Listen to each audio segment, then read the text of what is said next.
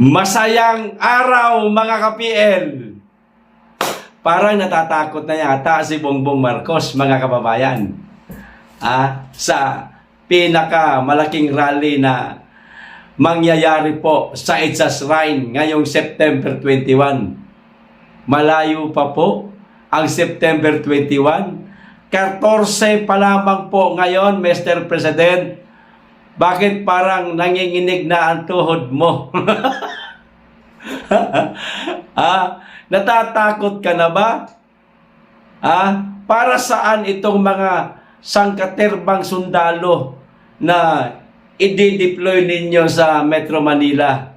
Mga kababayan, kagabi pa po hanggang ngayong umaga, naispatan po o namataan itong sangkaterbang mga sundalo na dumagsa o dumating sa Metro Manila.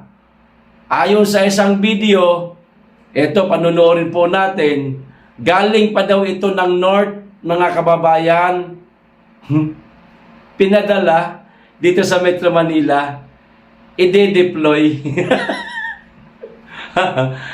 Napakarami na ngang pulis, libo-libo na pulis meron sa Metro Manila. Hindi pa nakontento si Bangag. Nagpadala pa ng sangkaterbang sundalo. Para saan ba ito, Mr. President?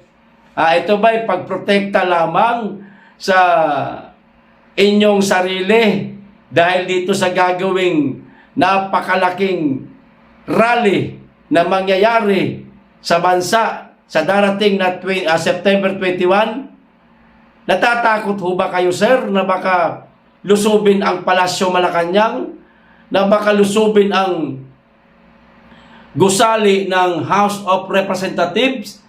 Walang mangyayaring ganun, sir. Wag ho kayo matatakot. Nagpadala pa kayo ng sangkaterbang sundalo. Anong gusto mo mangyari? Paglalaban-labanin mo ang parehas Pilipino? Yung isa uniformado, yung isa wala, ibig sabihin mga sibilyan.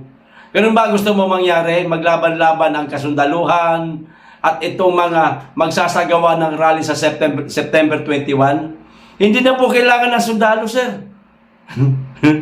Pulis lang, okay na po. At mapayapang rally po ang gagawin ngayong September 21. Bagamat dalawang dako ito, merong sa Luneta, ito'y pinangunahan o papangunahan yata nito mga rapper, o di ko sigurado, at sa EDSA.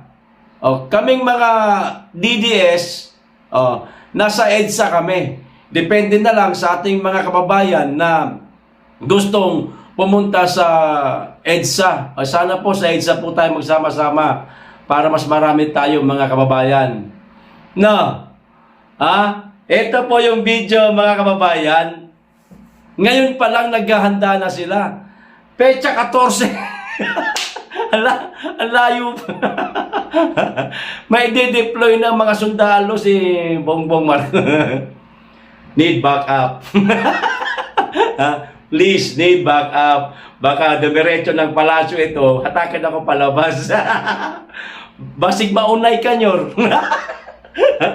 Kung baga sa Tagalog pa ba, mga kababayan, baka mag-boomerang. Baka bumalik sa'yo. Ayan, mag-boomerang. Baka lang naman. Hindi ko naman sinasabing mangyayari talaga yan. Di ba, mga kababayan? Ito yung video. Panoorin po natin. Grabe, ho. Natatakot na. Yan na. May mga army na. Galing to ng north. Ayan, o.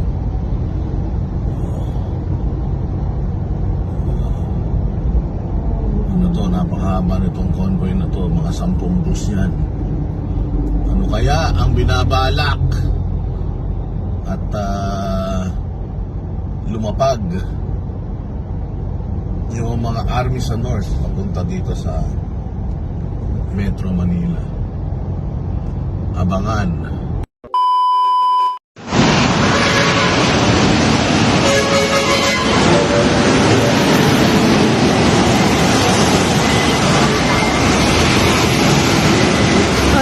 Na ba? Kailangan dyan daghag mga army?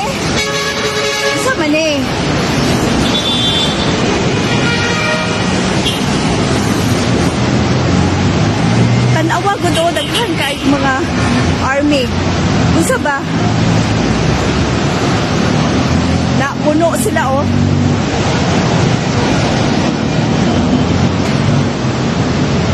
Dini na sa EDSA.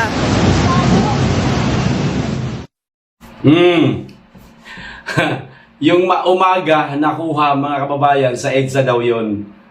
Doon na ispatan po yung mga sangkaterbang kasundaluhan. Yung po ilang 6 ba yung dumaan na yun mga kababayan.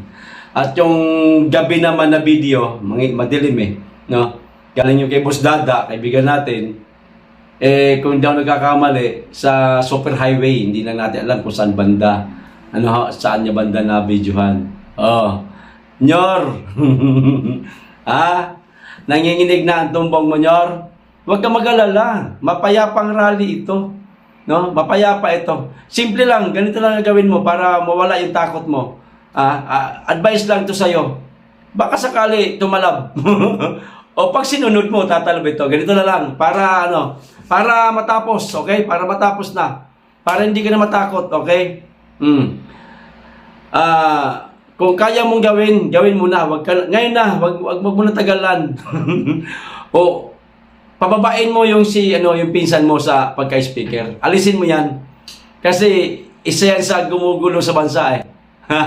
Ginugulo niyan yung administrasyon mo, no? Kung daw nagkakamali, siya itong nauna gumawa ng gulo, kaya itong ngayon nangyayari. Ganito nakalaki, sumasabog, umaapoy, nagbabaga pa, parang bulkan na sumabog. Kaya tuloy yung ating mga kababayan, nagalit na rin sa inyo. Ganun lang, pababain mo yung pinsan mo. Okay ka na dun. Kahit delikadesa na lang rin para sa aming mga DDS at para sa aming BP Inday Sara. Meron pa naman kaming delikadesa na natitira. Hindi katulad ninyo dyan. Yung sa amin, yung delikadesa namin, hindi ka namin pinipilit na bumaba ka sa pwesto mo. Tapusin mo yung termino mo. Kasi ang mga Duterte, hindi ganun eh. Hindi sila mapang-agaw ng kapangyarihan. May aantay nila kung kailan itong halalan, tapos tatakbo, mananalo. Yun yung right timing. Yun yung tama na proseso. Hindi yung aagawin mo yung kapangyarihan sa isang taong nakaupo. Hindi ganun ang mga Duterte. So, may delikadesa ang mga Duterte. At may delikadesa din ang mga followers ng mga Duterte. Okay? Kung meron kang delikadesa, okay, sibakin mo yung pinsan mo, okay na tayo dyan, no? Ituloy mo yung termino mo.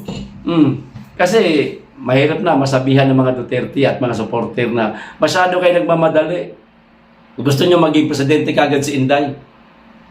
Ginagawa nyo talaga ng paraan para mapatalsik ang presidente. Walang ganon. Hindi papatalsikin. Pababain mo yung pinsan mo, kasuhan mo yan. At lahat ng mga sangkot sa korupsyon. At higit sa lahat, sana pumayag din kayo na ipakita ninyo sa taong bayan ang inyong salin.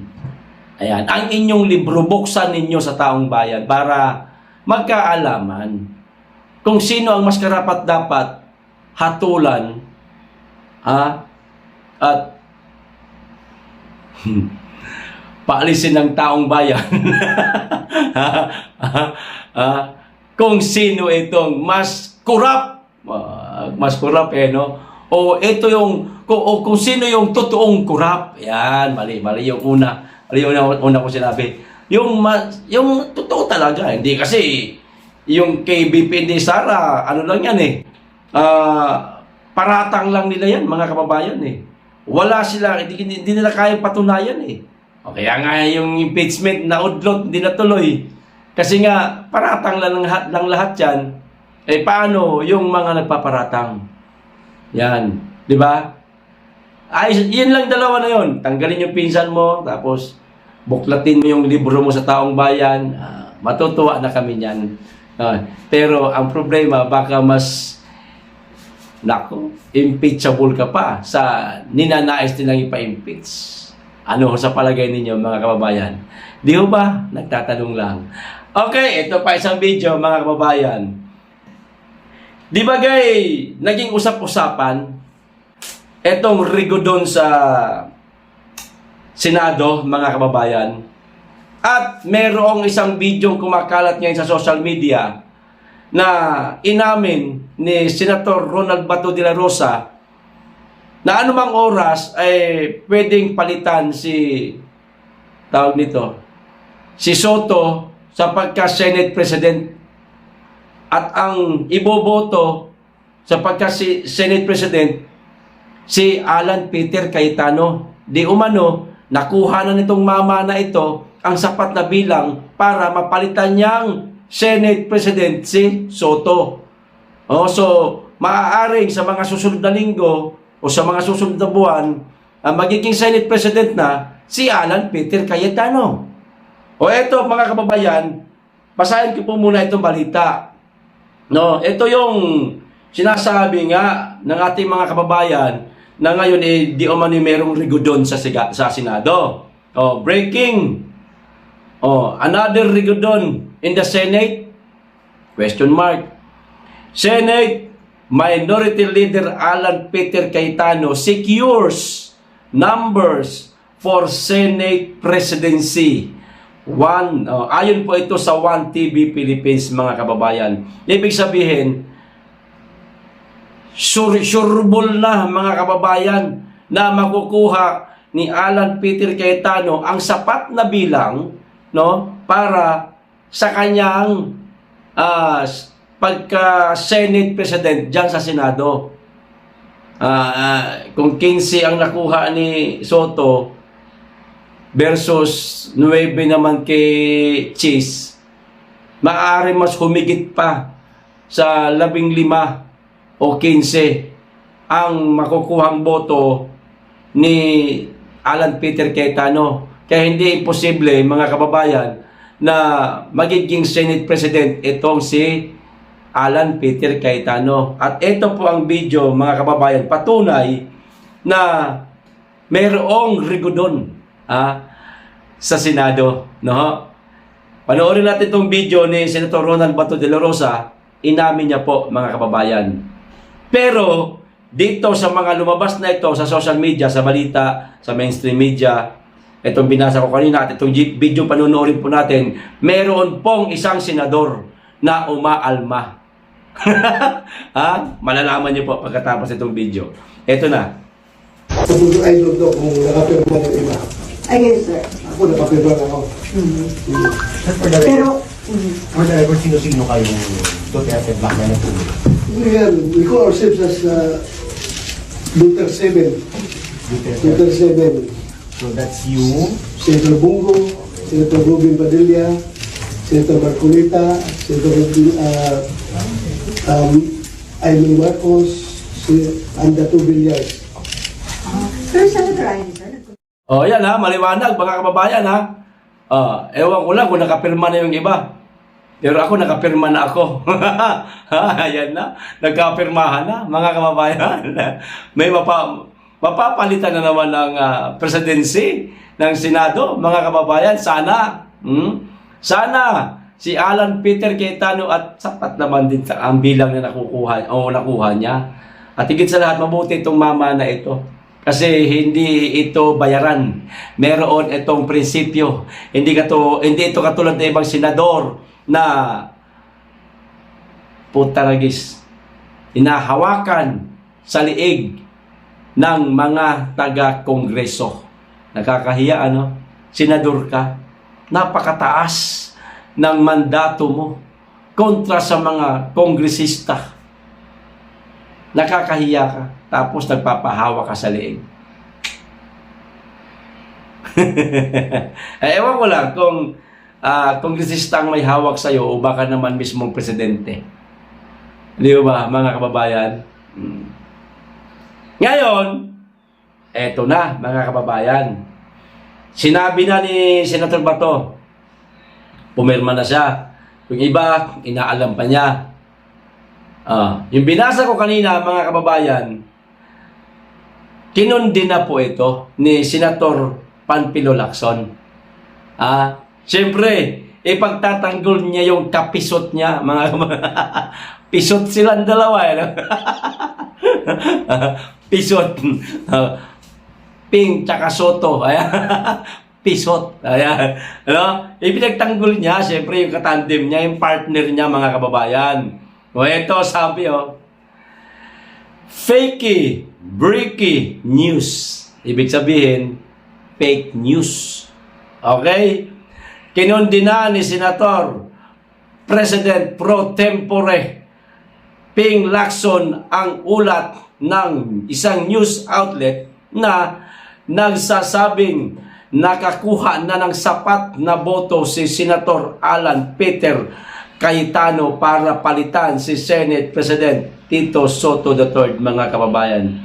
Kinundinan niya, mga kababayan. Yung mga bali-balita ngayon sa social media. Yung binasa natin kanina. Diba? At yung video ni Senator Bato de la Rosa, sabi niya, pumirma na siya. Bakit daw niya kinundina? Eto. Sa X, sa dating Twitter, iginiit niya na layon lamang ng naturang post sa Facebook na linlangin at lituhin ang publiko. Minamaliit din umano nito ang intelligence sa bagong majority block sa Senado. Ayan, mga kababayan. Hindi totoo yan. Nililito nyo lang ang taong bayan. Huwag nyo lansihin. Huwag nyo linlangin. Peke yung balita na yan. Nagbibigay lang kayo ng kalituhan sa ating mga kababayan. Parang ganun po ang gusto sabihin ni Panfilo Lacson, mga kababayan. At minamaliit nyo ang intelligence ng bagong majority block ng Senado. Bago daw sana lumabas ito sa social media, malaman ng ating mga kababayan, una daw sana makakaalam nito ay ang intelligence ng bagong majority block ng Senado. Paano kung hindi na gumagana yung inyong intelligence sa bagong majority block? Ibig sabihin hindi rin kayo type. Hindi nagtatrabaho para alamin kung ano ang nangyayari sa paligid dyan sa Senado. Hinahayaan na lang kayo baga. Sa madaling salita, walang pakialam. Hindi may tawag dyan eh. Basta walang pakialam sa bagong majority block sa Senado. Paano kung ganun? At baka gusto din siguro kayong ang tanggalin yung bagong Senate President dyan. Kasi hindi gusto. Kasi para sa akin, mga kababayan, kung merong maging Senate President, dapat yung abogado talaga. Hindi yung galing lang sa school bukol. Sa Bulagaan. Bulagaan ba? Ano tawag ng Bulagaan University ba yun sa kanila? Ano ba yung pagmamalaki ng Senado niyan kung ganyan ang Senate President ninyong hindi man lang abogado? Isang artista, singer, taragis magiging di ba? Wala namang alam sa batas. Marcoleta, yan. Alan Peter Cayetano, yan. Chis Escudero, yan. Di ba, mga kababayan? Pinalitan ni Soto si dating Senate President Chis Escudero matapos makakuha ng suporta ng 15 senador o 15 senator. Nagdulot ito ng pagbabago ng liderato ng Senado. Yun yung sinasabi ko kanina, yung binasa natin kanina balita, ang mga kababayan. Mahihigitan pa po yung 15 na nakuha ni Soto kapag ka natuloy itong rigudon sa Senado. Magkabutuhan at maging apiliing maging kudita ba? Magkakaroon ng kudita sa loob. Pwede yan. Umabang na kasi itong isa yung si School Bukol lumaki na ulo Kakaupo niya pa lang, kalang sinong magaling ang puta. Di ba? Makikita ng mga kapwa niya senador yan. Teka, yumabang ka agad tong mama na to. Sibakin kaya natin to. Ayun. Mangyayari yan, mga kababayan. Baka itong buwan na to, sibak yan. At higit pa sa 15 ang makakuhang boto ni Alan Peter Cayetano. Sigurado yan, mga kababayan. Mangyayari yan. Yung kay Ping Lacson, sinabi niya, palusot niya lang, palusot. Pinapalakas niya lang yung sarili. Loob niya ba? Pinapalakas niya lang yung sarili niya. No? Binibigyan niya na ng lakas ng loob yung kanyang sarili, mga kababayan, para hindi siya ma-stress. Matanggalan naman yung tropa niya. Okay, so hanggang dito lang po. Maraming salamat. Mag-iingat kayo lagi. At higit sa lahat, mahalin natin ang Pilipinas. Kita-kits po tayo dyan mamayang gabi, mga kababayan.